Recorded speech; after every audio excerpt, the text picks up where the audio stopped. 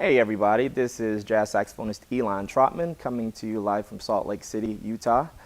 This is my second time visiting the Cannonball headquarters, and I'm always really happy to see the Cannonball family and to talk about instruments, to talk about the craftsmanship, the way the instruments worked, all the way to the designing, engraving.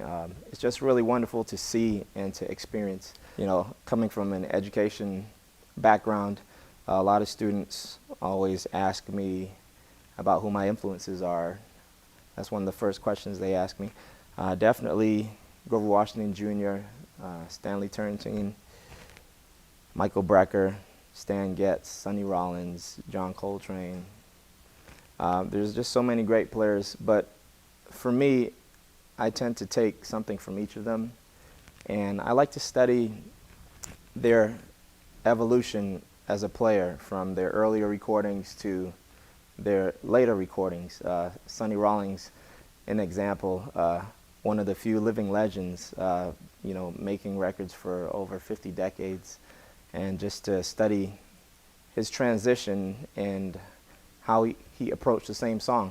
For example, Don't Stop the Carnival, originally recorded by Harry Belafonte, but Sonny Rollins did a really cool arrangement of it, which I actually just recorded.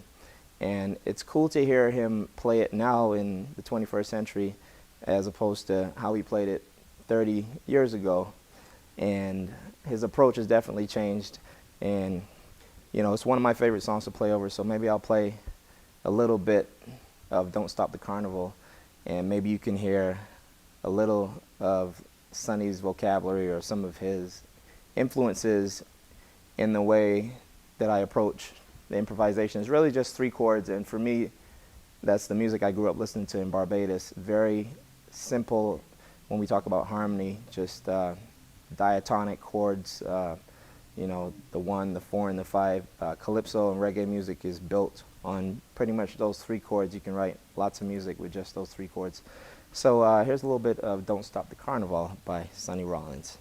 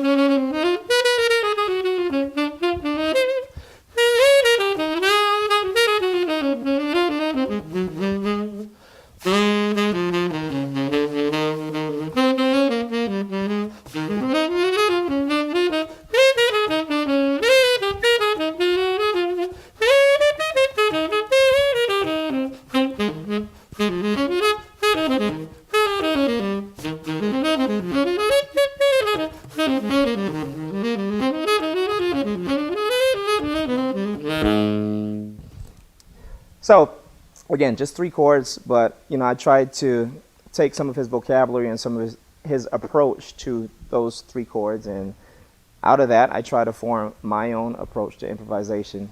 And I think that's very important as an artist, to find your own voice, to pull as many influences as from as many people as you can, and then eventually you'll evolve into your own person as an artist.